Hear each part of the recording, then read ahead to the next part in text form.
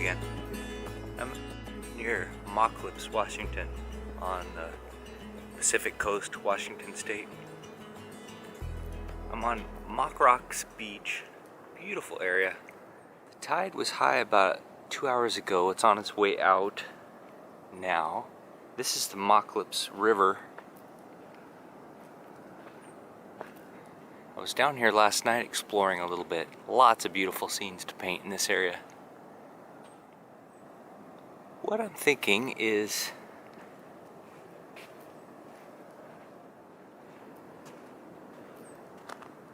setting up beside this old, looks like an old pier system that's rotted away. I'm thinking I could set up right here and paint that beautiful river receding. This cliff face here, when it gets hit by the sun, it's going to light up with some yellows and whites. It was really pretty last night. So that's what I'm thinking. I think I'll grab my plein air kit and set up right about here.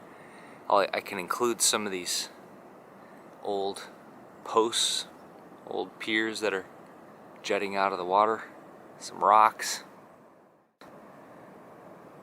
Capture some of that beautiful reflection in the water of the headland over there. So I think I'll get set up and decide on a composition. Alright, this is roughly the composition. I'm going to put the far riverbank on the lower 1/3 line, roughly, and put that warm red cliff at the intersection of the lower 1/3 line and the horizontal 1/3 line on the right hand side, just roughly. The water should stay pretty consistent since it's a river flowing into the ocean. I don't think it's going to fully empty, but we'll see as the tide continues to go out. I'm going to move this far promontory, the beautiful trees over there, I'm going to move it in just a bit so that one pine, crazy shaped Dr. Seuss looking pine, is close to the 1/3 line here.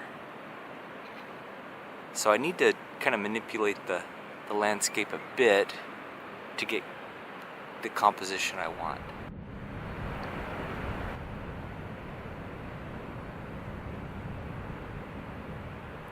So start with a small rosemary ivory long flat and roughen the composition with a little bit of burnt sienna. Once I have something that is close to what I'm looking for, I'll then go with a big bristle brush and do a loose turpentine wash. I'm going with an 11 by 14 inch oil primed linen panel. This is a Gorilla Painter panel. I like the texture. It's got some tooth, but it's pretty fine tooth, and I like the slipperiness of the oil primed linen. I can move the paint around quite a bit, even when the sun is shining on it like today. I've got my hood up to keep my skin, keep my face, especially my nose, from getting too burned.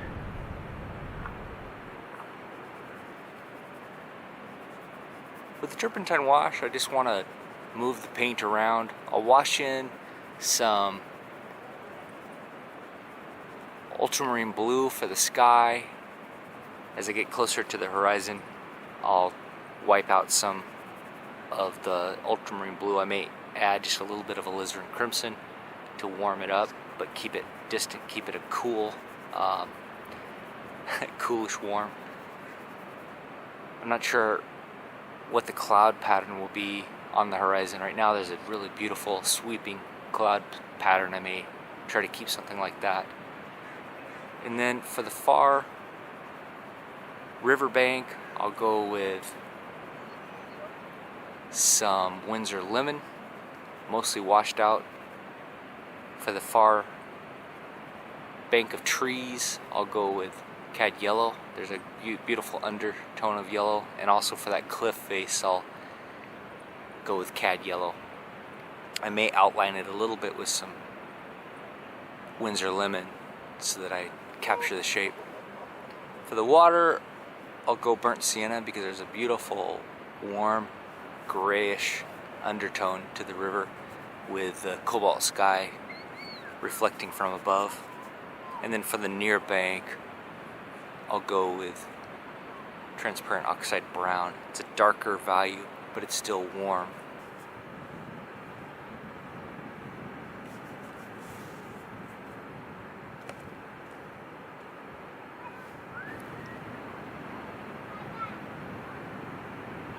Alright, there's the turpentine wash in. Moved the paint around a bit, corrected some things. I kind of like the way it's sitting now. Got the river coming in at a very slight angle, and then it does a little loop, a little dog leg, and then out the panel. I've saved a little bit of space here for the far distance. I think what I want to do is keep the foreground in shadow. There's some clouds moving overhead, and it's throwing the foreground into shadow and putting a little light on that far distant beach. There's some mountains way off in the distance that I'll just hint at. I'm going to play with where to put the sunlight. I think I want the sunlight hitting this red cliff and some of these trees and that distant headland and maybe a little patch of the water. I'm going to watch as I paint and try to pick the right moment, the most interesting moment. Definitely when the foreground is in shadow and the distance is in light is really beautiful, really interesting. So now I'll start to mix up the colors, the final colors. I'll start with the sky. When I'm working outside plein air, I typically work from the top of the panel down and from the far distance to the foreground. And I just get more vibrant, higher contrast as I get either closer to the center of interest or to the foreground. In this case, the center of interest is mainly this red cliff, this red rock, but also this far distance over here and maybe this tree. So 1, 2, 3, kind of keeping the eye hopefully moving around. And then also the river should be pretty interesting too. But I'm going to keep the river pretty flat and not a lot of detail. These posts I put in, these rotten piles I put in as well, I'm going to hint at them. I'm not going to get real detailed. The fewer values, the fewer colors I can use to capture what I'm seeing, the better. So I'll mix up the sky colors, I'll mix up a little mix for the clouds to hint at the clouds on the horizon. Then I'll go into this line of distant trees. I'll keep that pretty dark, but I need to decide where the sun's hitting it. This one pine tree, crazy Dr. Seuss pine tree, I'll put a little bit of a highlight on that trunk, I think, have the sun hit that and make it jump out. Then the line of the distant sand will be a bright yellow. Then this river will be a mix of deep green, not vibrant green, but dark, kind of grayed out green, and a dark grayed out burnt sienna, and then the reflected sky. So whatever color I mix up for the top of the sky, I'll also use maybe a little darker version of it for the reflection on the water, especially where the sun's hitting the water, and then as it comes forward, it'll get a little warmer. I'll add more alizarin crimson as it comes closer. That's what I'm seeing here in person.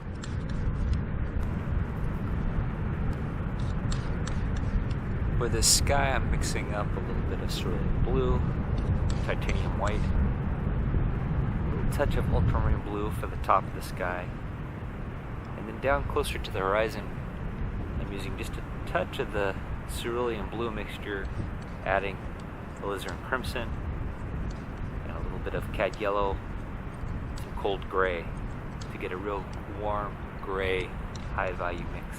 I'm adding a little bit of liquid where I need to make the paint nice and smooth, kind of like a warm butter. Try not to overmix. I want to leave a little bit of variation in the paint. If I have some streakiness to the paint as it goes down with the brush, it can add interest sometimes.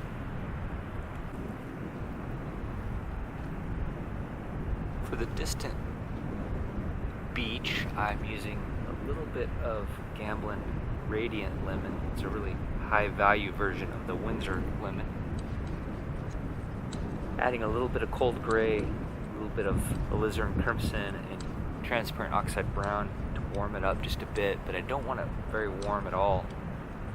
For the mountains behind that, just a touch darker and a touch warmer, just to hint at those distant mountains. I just want it to be the slightest bit darker than the horizon sky and the slightest bit warmer, so that it's just hinted at those distant hills.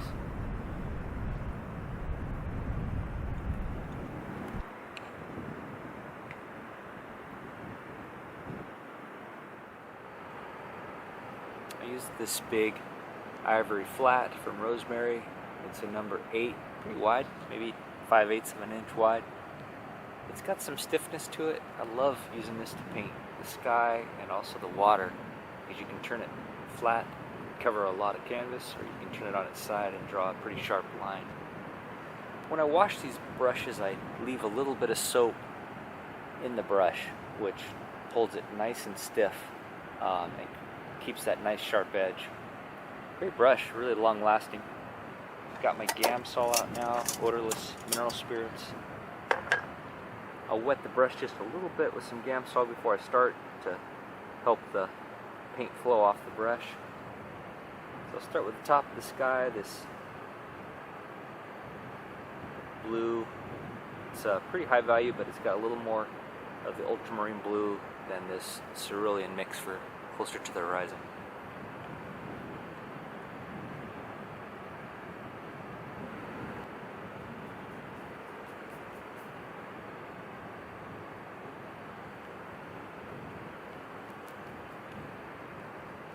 Here I don't have to cover the wash completely. The wash did a nice job, set the tone, set the value.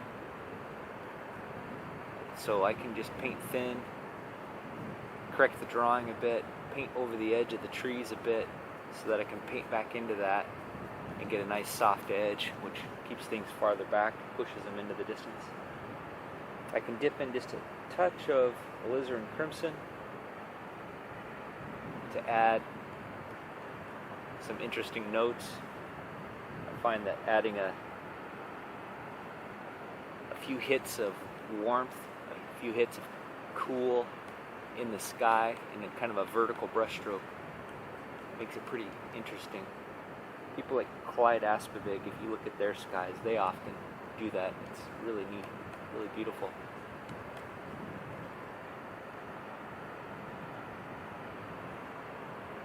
So here I want to correct this drawing around this tree. I'm going to use the cerulean mix and erase most of that tree.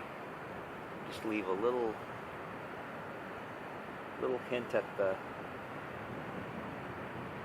funny shaped branches and pine needles.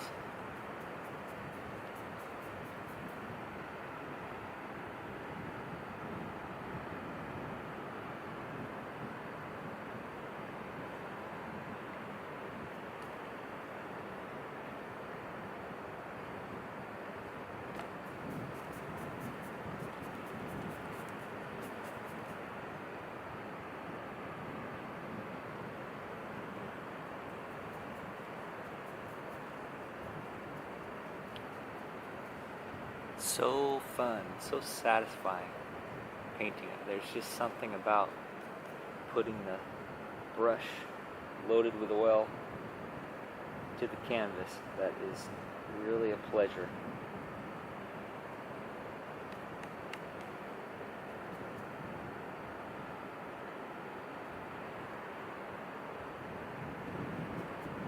I've got a little darker gray cloud mix here, which I'll use for the underside of the clouds, and then the lighter mix will be for the top of the clouds.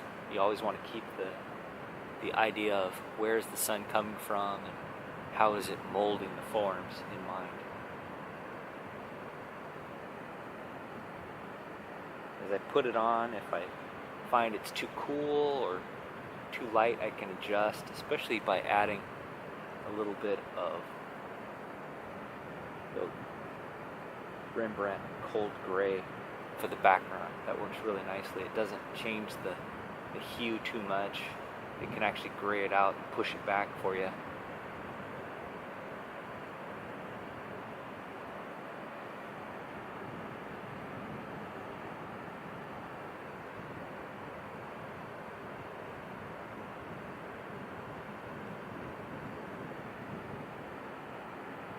Not even cleaning my brush, just moving from color to color without wiping the brush out. I find that can help with the color harmony. I hear that feels a little cool, so I'm gonna just touch the yellow for the beach, add a little bit of yellow for warmth. See how that looks. Yeah, that helps.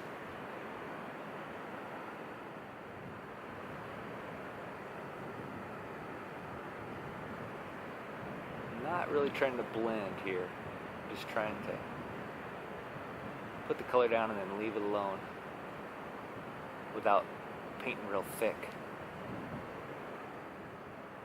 Looking out at the scene, stepping back from the painting pretty often to make sure I like what I'm seeing.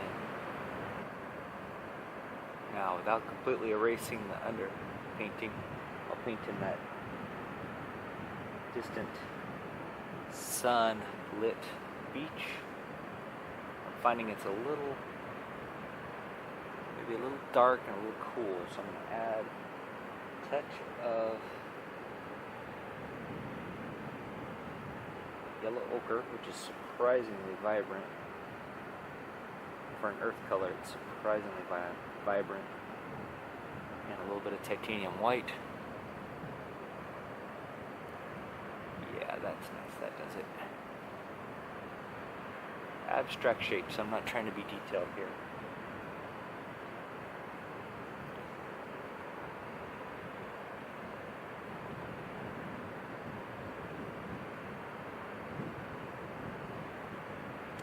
Now these distant hills, warm gray.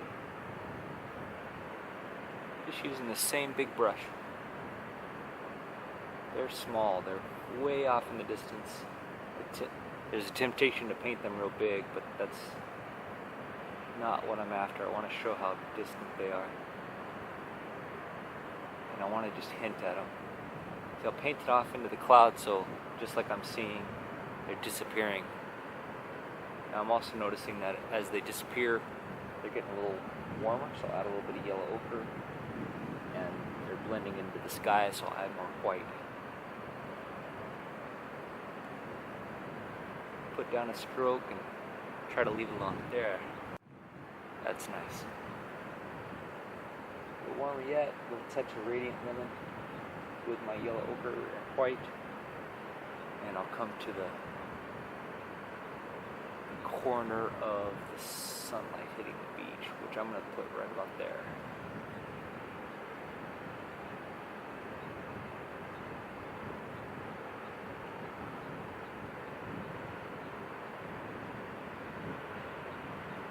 Get some very distant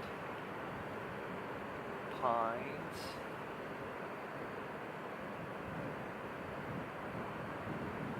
On that beach.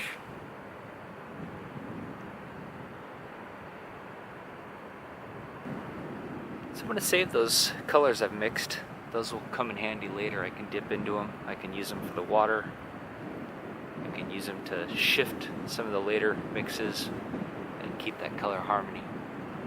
Now I'm going to grab a different brush. I'm going to grab a large Master Series natural hair brush. Softer, makes really nice distant trees. Helps to paint foliage without painting every branch and every leaf, every pine needle.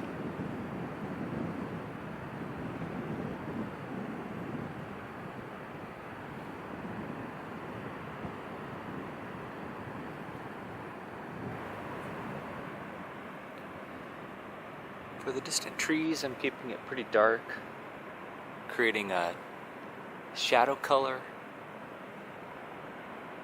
made with cad yellow and ultramarine blue, a little bit of cerulean blue to gray it down, a little bit of cold gray to gray down as well. Keeping the value pretty dark. Then I've mixed up a highlight for the closer trees by adding more cad yellow, which is very orange, brings up the warmth as well, which should bring the trees forward. Then for the distant trees in the sun, when I decide how the sun's going to hit those trees, I've got a grayed out light value and a yellower light value. I need to mix up a little bit of a shadow color, a warm shadow, so it has a nice transparent oxide brown with alizarin crimson, maybe a touch of cerulean blue tone, but it's pretty warm in the shadow. For these ragged trees, I'll just use the distant sky horizon color I mixed up. I may add a touch yellow to it to warm it up a bit. For the distant riverbank, I'll use the far beach color I created, but I'll add a touch of lavender.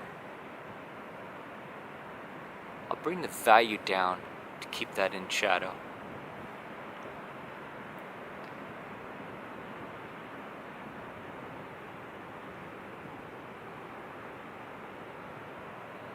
For the warm rock face, I'll mix up a little bit of radiant lemon and burnt sienna and cad yellow, and then lighten it by adding more radiant lemon or some titanium white as I'm painting it. Touches of red in there too as well, cad red. Where the sun is hitting that, it's really warm, so I think I'll just paint the shadows in some parts with a pure cad red to really bring the interest there.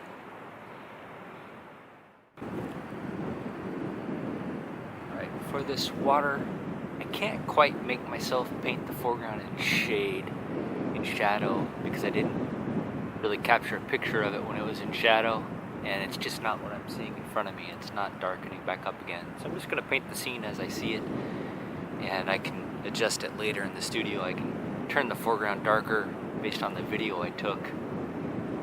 I think I caught a good picture of that. I can do that later in the studio if this doesn't turn out the way I want it to, or I can do a bigger painting based on the colors I've captured and on the video I captured. So for the foreground water, I'm gonna keep it still kind of middle key, not dark or light, so I can shift it more easily later. For that warm burnt sienna undertone, I'm adding a lot of the green that I mixed up for the trees into some burnt sienna and yellow ochre. I'll have a more warm, more burnt sienna pile, and I'll have a more green with cad yellow pile, and just kind of create a gentle gradient of that across the river. And then I'll come in across the top of that with some of the sky colors. I'll take some of the sky paint that I have mixed up and darken it a bit with some cobalt blue, and then come in across that. And as it comes closer to me, I'll add a little more alizarin crimson, shift it just a slightly bit more warm blue. Earlier, the water was so calm and creating a beautiful reflection, but the wind is picking up now and there's very little reflection. So I think I'll just paint what I see in front of me right now. Again, I can do a different painting later with more calm water, like what I saw earlier.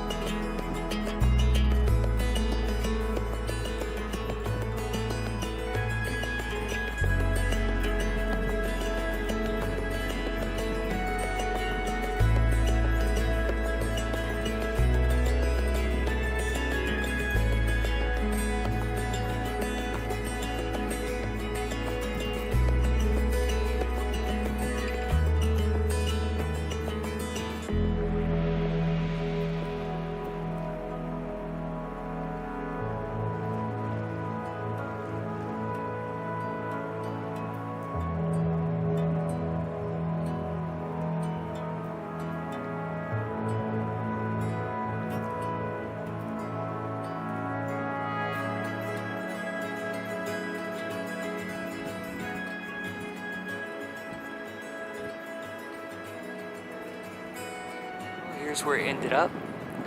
Really nice time.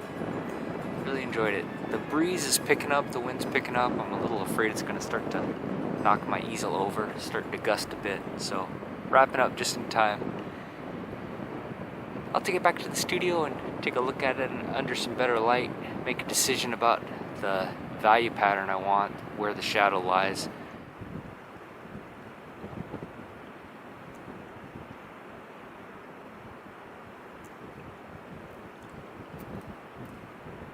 I do like these little piers sticking up, getting hit by the light in the foreground. It's kind of a neat abstract element. I like the dark foreground water and the dark foreground beach.